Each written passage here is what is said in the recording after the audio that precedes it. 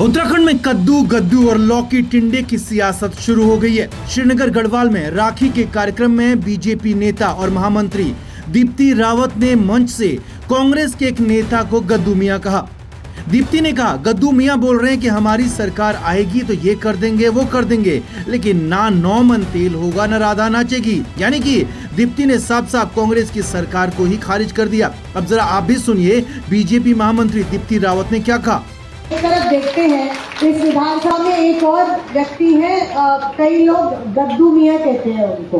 तो गद्दू मियां जो है वो क्या कहते हैं, वो कहते हैं कि हम आएंगे तो हम ऐसा करेंगे, हम आएंगे तो हम वैसा करेंगे, ऐसी बातें करते हैं। लेकिन मैं आपसे कहूंगी न 9 मन तेल होगा ना राधा नाचेगी, ना वो आएंगे ना उनकी सरकार आएगी, ना ऐसा कुछ होगा जितने वादे वो कर रहे हैं और कह रहे हैं। अब कांग्रेस में गद्दू मियां कौन है ये तो दीप्ति रावत ही बेहतर जानती होंगी, लेकिन दीप्ति के इस बयान का गणेश गोदियाल ने तीखा जवाब दिया और गोदियाल ने दीप्ति के रेप के मामले में दिए बयान की याद भी उन्हें दिलाई। और गोदियाल ने ये भी कहा कि अंकिता भंडारी केस में दीप्ति रावत के मुंह से एक शब्द नहीं निकला। वहीं गोदियाल ने गढ़वाली कविता से दीप्ति पर करारा प्रहार भी किया। आप अंकिता भंडारी के मामले में एक शब्द नहीं बोली, आप केदारनाथ में सोना चोरी के बारे में एक शब्द नहीं बोली, आप इस उत्तराखंड में फैली बेरोजगारी के बारे में एक शब्द नहीं बोली, आप प्रधानमंत्री जी के 15 लाख खाते में यूं ही आ जाएंगे उस पर एक शब्द नहीं बोली, आप जितनी भी भारतीय जनता पार्टी की सरकारों में जो काम हुए उनसे लोग त्रस्त हैं उसके बारे में आप एक शब्द नहीं बोली। लेकिन आपने गद्दू मियां जरूर पढ़ लिया है। ये धामी जी की सीख हो सकती है, ये जिनके साथ आप मंच साझा कर रहे हैं उनकी सीख हो सकती है।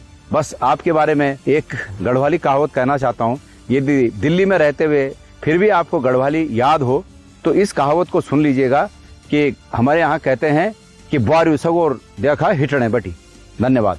अब इस सब कुछ श्रीनगर विधानसभा के कार्यक्रमों में ही हुआ, यानी श्रीनगर सीट पर जो गणेश गोदियाल और धन सिंह रावत की सियासी लड़ाई है वो अब सीधे सीधे निजी हमलों तक पहुंच गई है, कद्दू गद्दू और लौकी टिंडे तक पहुंच गई है। हालांकि अब चुनावी माहौल है तो कुछ तो सियासत आगे ही बढ़ेगी, लिहाजा जैसे जैसे चुनाव नजदीक आते जाएंगे बयानों की भाषा और ज्यादा तल्ख होगी, तीखी होगी और भाषा की मर्यादा और भी ज्यादा गिरेगी। न्यूज पेज के लिए कमल सिंह चौहान की रिपोर्ट।